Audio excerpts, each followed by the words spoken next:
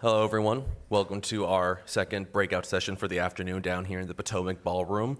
As I said, we're going to be having our founder, Dr. David Kelley, along with longtime friend of the Atlas Society, Raymond Raad, and they're going to be talking about the arc of life. Before we get started, just a quick explanation of how this is going to work.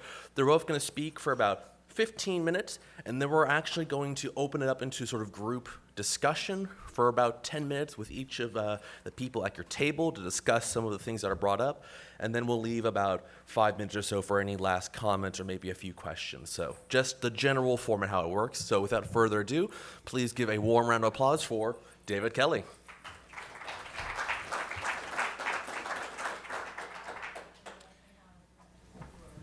Thank you, Lawrence, and welcome everyone to the arc of life. What is the arc of life?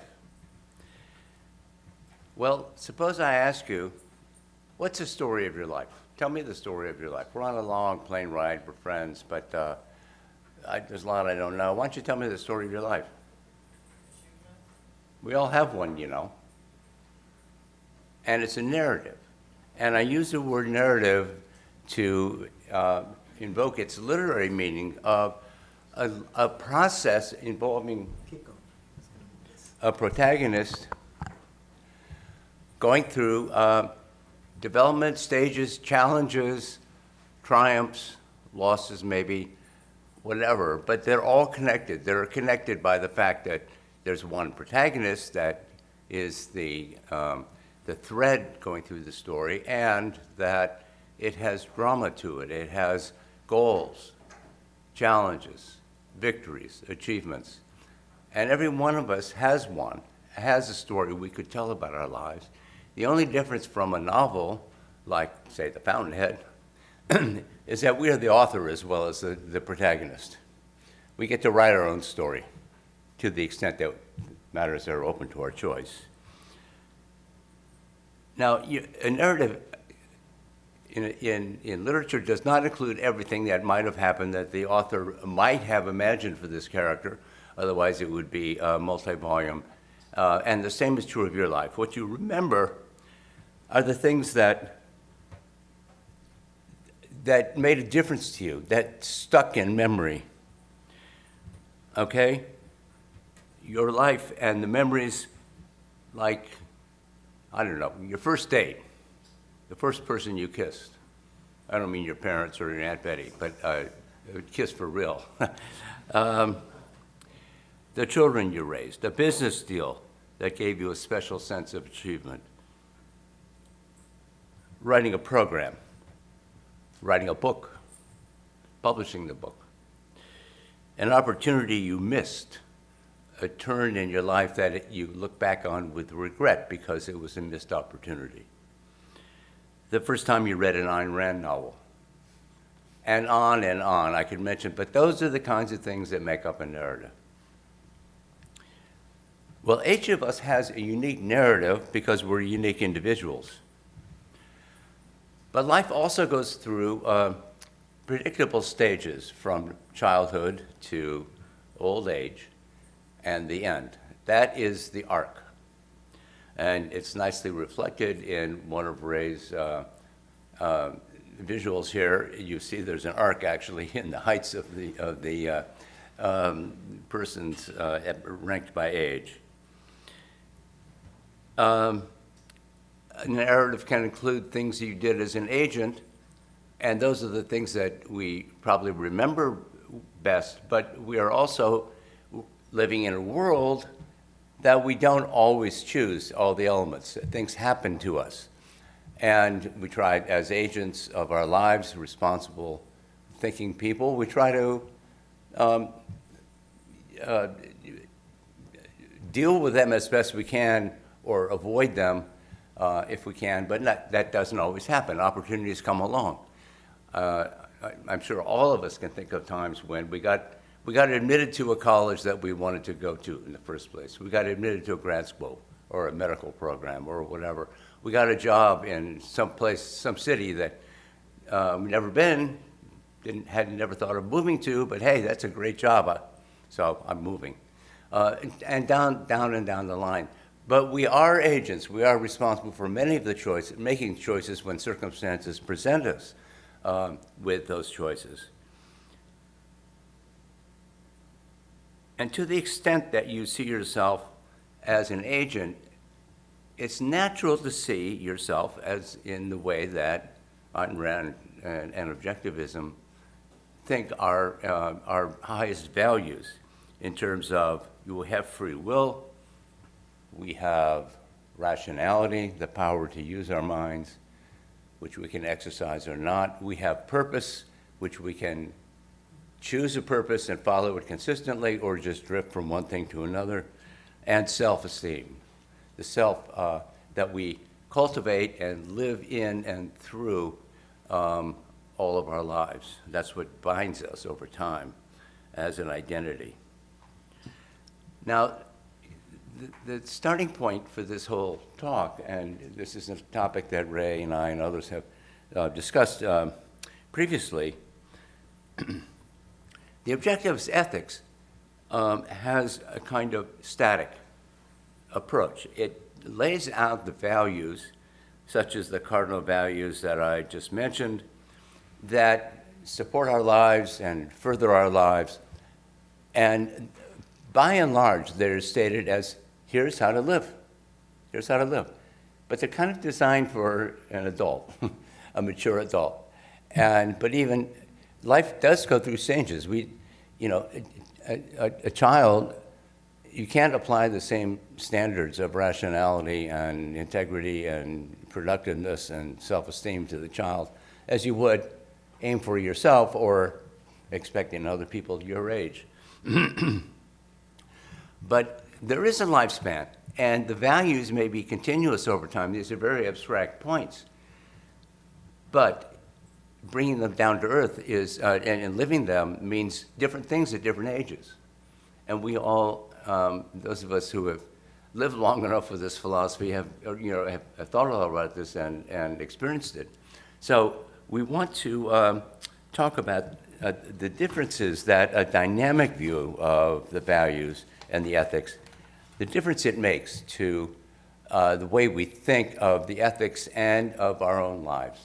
So with that, I want to introduce my colleague, Ray Raad, a psychiatrist in New York, who has thought long and hard about this. He will go through the cardinal values of reason, purpose, and self-esteem from the standpoint of age. So you have the clicker? I do.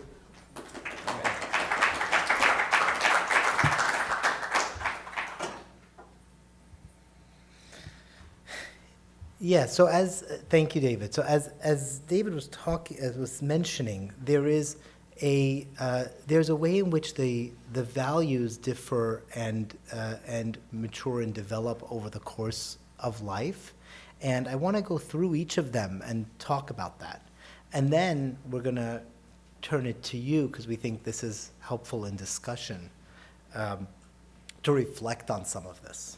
So we'll start with reason, the first of the cardinal values. And, this is something, this is starting with childhood, right?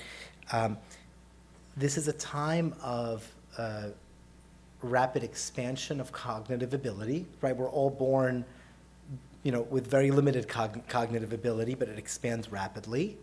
It's also a time of a broad development of the fund of knowledge, proper habits of cognition, right? And the main reason in childhood is less about, at least early on, is less about just applying it and using it and more about developing the capacity, although you are applying it, but it's more about the development of the capacity, right? And it's learning to accomplish a couple of things. One is the acceptance of reason as an absolute, as your only method of obtaining knowledge, the commitment to exercise it in all pursuits, and the commitment to gradual expansion of knowledge throughout your then life. And that's the task of childhood. So much of the value of reason is development in getting to that place. Now, that doesn't stop at the end of childhood, but you ideally get pretty far along that way by the time you're an adult. And then the value of reason in adulthood is really about then consistently applying that. There's also refinement, and we'll get to that, but it's about consistently applying it, because by the time you're an adult, you have some pretty big decisions to make. Right? And they're, the major ones we sort of listed out here. You have choice of career. You have to engage in that career, success in that career. Sometimes there's a lot of process of figuring out what you're engaging in. Sometimes there's more than one career, but there's a lot of focus on that. There's a choice in development and sustaining of relationships. Those are probably the two biggest tasks, at least of early adulthood, as well as finishing education. And you're applying reason. You're also refining. You're continuing to develop your capacity to think and improve your thinking. And that takes you for, those are big tasks throughout your life. As you get older, that starts to shift again, right? And it does shift gradually, but one thing that happens with later ages, there's a shift in cognitive capabilities, in that people get less sharp. I think studies roughly around age 30 it peaks, and then you start to get less sharp. But on the other hand, there's also truth in the adage, with age comes wisdom. So as you age, you develop a larger fund of knowledge. You also have better capabilities of contextualizing your information and thinking in a broader way about a larger amount of information at any one time. And the value of reason as you get older is partly about maintaining your rational ability, maintaining your rational ability, continuing to apply it, but it may be less focused on those topics, right? Depending on where you are in your life and in your career, and in your relationships, it can shift. You might be more interested in, I think at least, sometimes people are more interested in broader topics or more topics as they get older. So that varies from individual to individual, but there's a change in your capabilities and in the focus of your reasoning. So that's reason. The second of the cardinal values is purpose. And here again, you see I would say even more of a clear distinction across the different ages and the different phases of life. So in childhood, one of the major tasks of childhood is sometimes even early adulthood, I'd say pretty often even in early adulthood, the ability to define and commit to purposes over time. If you know any young children, they often can't stay in a particular purpose for more than a couple of minutes. Initially, it broadens with age, and some of that is biological development. It gets longer, but also some of that is ethical development, and that's a big part of the tasks of all of life before adulthood, is being able to commit to purposes and to carry them forward over a period of time. And adulthood really depends on having developed that capacity, right? So that's childhood. In adulthood, we depend on our ability to consistently pursue purposes, and that is a big part of what constitutes taking responsibility for our lives, right? And pursuing our needs. We immediately start taking responsibility for pursuing larger projects. Career is typically the longest and largest of all of those, but there are others. And so adulthood, the value of purpose in adulthood is really in doing that over these very large core life projects, right? And then what happens at different points for different people is as you as you age into your, I'm not even talking old age, but even as you age into approaching retirement, approaching your, getting past, for many people, 60s, into your 70s, sometimes retirement sets in. Some of the big tasks, if your life has revolved around a career, and sometimes even family and children, you're past that, and purposes vary a lot more widely. There's less of a path there. There was an earlier talk where Stephen Hicks talked about how life expectancy has really drastically increased over the last couple of centuries. 60s plus is a new thing for us human beings in the course of human history, right? And there isn't as clearly a defined, culturally defined path for that as there is and not just also even by the needs of reality. There are times, in our early and middle adulthood, career has to come first, family. If you're going to raise a family, there are biological reasons to have them then. But then it's more open-ended later in life. People define that differently, and some more successfully than others. So there still continues to be a value of purpose, clearly, but it's more open-ended in terms of how you're going to define that for yourself. There's a redirection, and yeah, I guess and that's something that will vary. So I'm curious what we'll get back to discussing that altogether. But that's a bit of what purpose looks like later in life. And then lastly, moving on to self, the last of the cardinal values in objectivism. How am I doing on time here? Okay, good. So, two aspects to the value of self. One is the development of self-esteem, as David was starting us talking about. Here's another one that starts in childhood, right? And in childhood, the value of self-esteem is it's about the development and beginning with slow achievements and gradual achievements, and learning to give credit to yourself and understanding how you are giving rise to those achievements and taking pride in that. And that's how self-esteem begins to develop. And the task of childhood is to begin to have confidence in yourself that you can do things.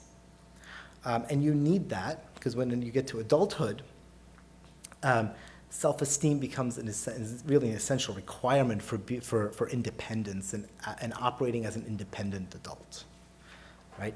And the value of self-esteem in adulthood is in, continuing to take pride in yourself, to know what your capabilities are, but then also to refine it. So much of adulthood is refining what are you good at? What is a good use of your time? What are your capabilities? Who are you as a person? That will come, we'll get to that in a minute, right? So all of that relates. And there's a constant process of refinement, and that continues into older age, as well, right? As it just gets more refined in terms of your knowledge of yourself, and that has to do with how successful your achievements have been, of course, over your life. And that brings us also to the role of narrative, which David started us out with today. But a portion of the value of self is the building of a life narrative, so that your life is not just a bunch of staggered events, but it fits into a story of who you are as a person, right? And that helps with a sense of a sense of oneself that's continuous over time, and also with the development of identity, of independence, of who you are, and also with the value of the virtue of integrity, because it's an alignment of actions with beliefs and goals. As you tell yourself and develop your story, you notice if you are in line with who you want to be as a person, right? So here, a portion of the, in childhood, right, you're only beginning to be aware of this story, you're starting down this path of this story, and you're beginning to define things for yourself in small ways, and a large part of adulthood is actually living out this story, making the decisions, and integrating them into a story that develops, right? And later in life,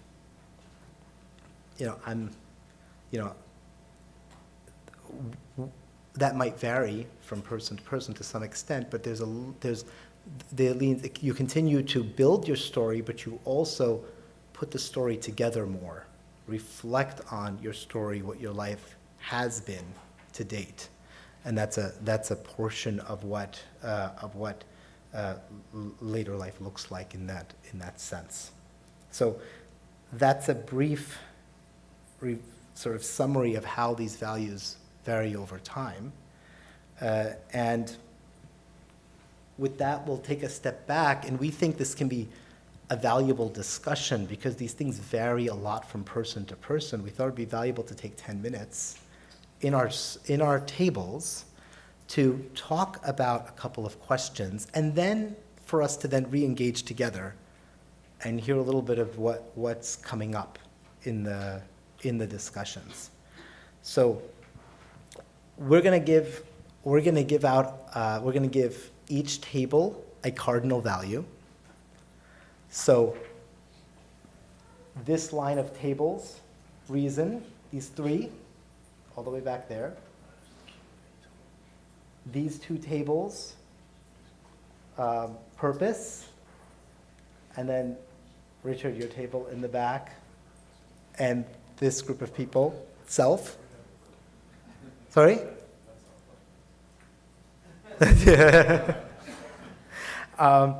And ask yourselves and talk amongst yourself on how have you pursued or been challenged in the pursuit of this value over your life so far, and how does it apply to your life right now in your phase along the arc of life? And then we'll go around afterwards. Okay? We'll time us for 10 minutes. How much time do we have to do this? 10 minutes. Anyone who ran in and whose discussion led to a key question that would help better understand either the cardinal values or what they mean at different stages. So, Or we can say anything you've really learned that really stood out from your discussions. Come on, who's bravest?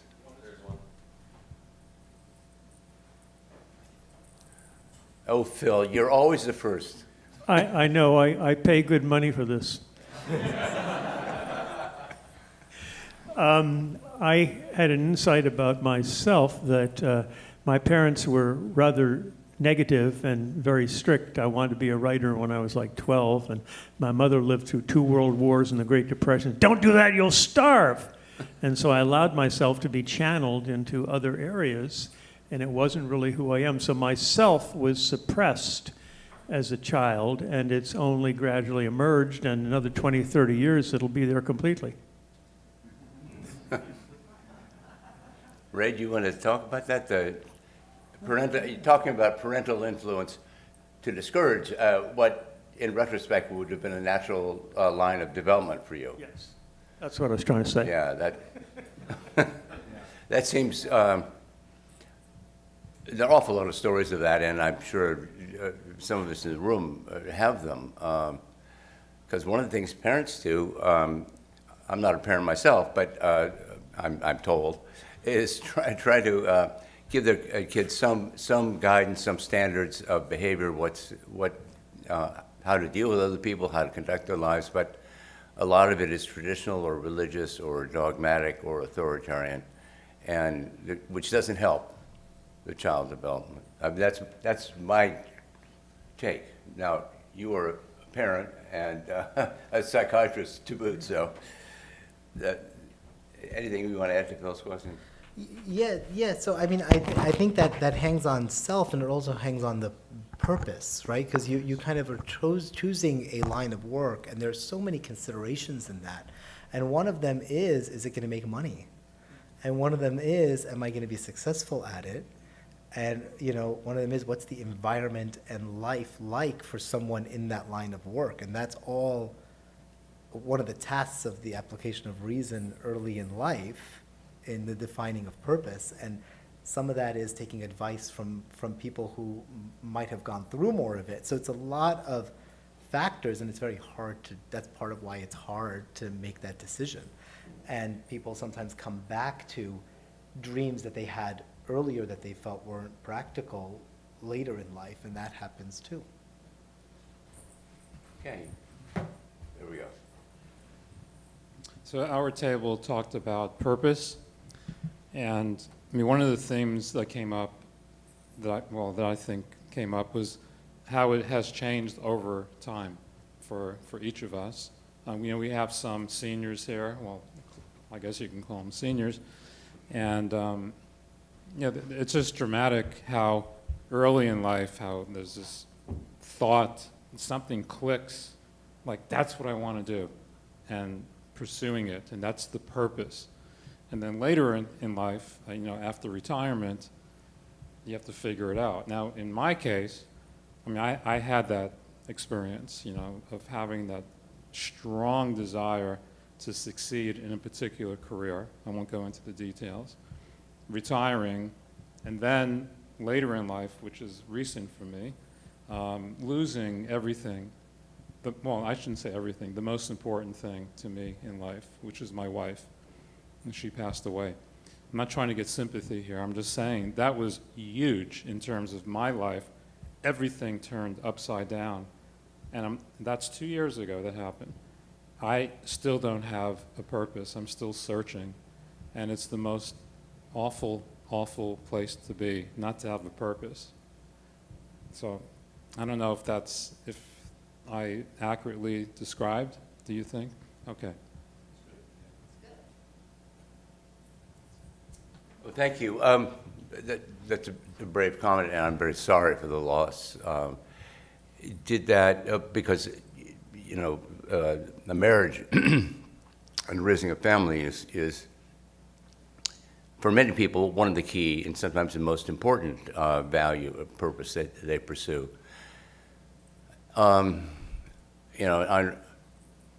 There's an old saying, I think it's from Freud, that the two cardinal values, two major values in people's lives are work and love. Work and love.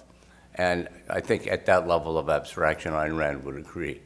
And I certainly agree. Love is really crucial when it works. And may I ask about your work? Has that continued as a purpose, or was that undermined by the loss? No, I had already stopped. I was in international banking, which I decided to leave.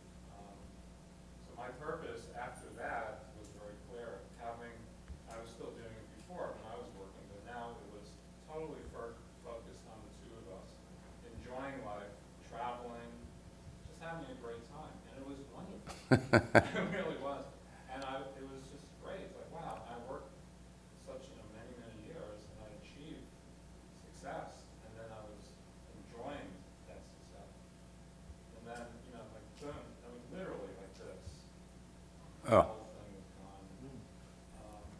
Again, I'm not trying to come off as like trying to get sympathy from people. That's not what I'm looking for by saying this. I'm just saying this is the facts of my life.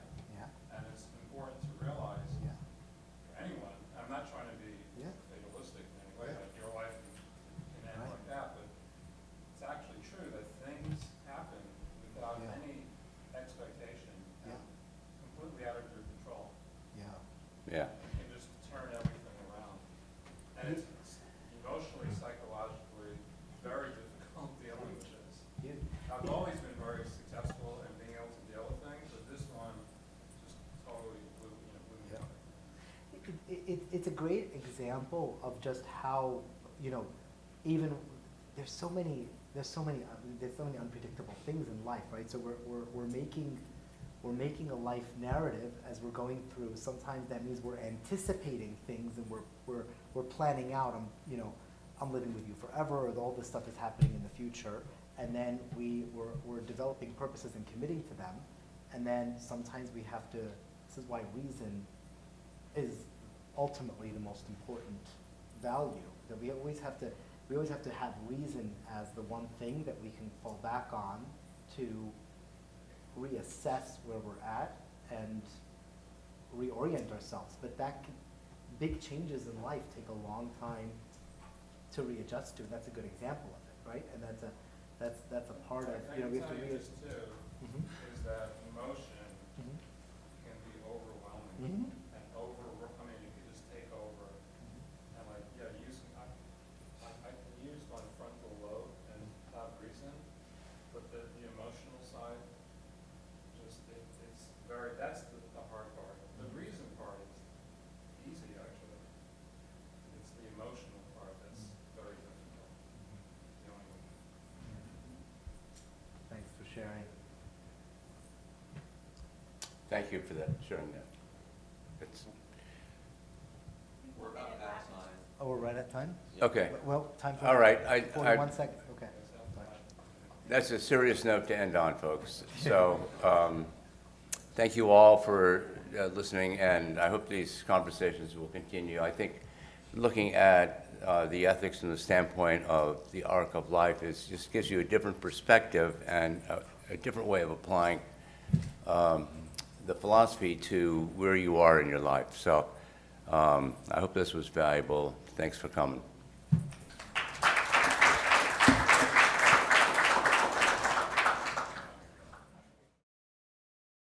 Thanks for watching. Don't forget to tap that subscribe button because we have got some fabulous video content coming up and we wouldn't want you to miss it.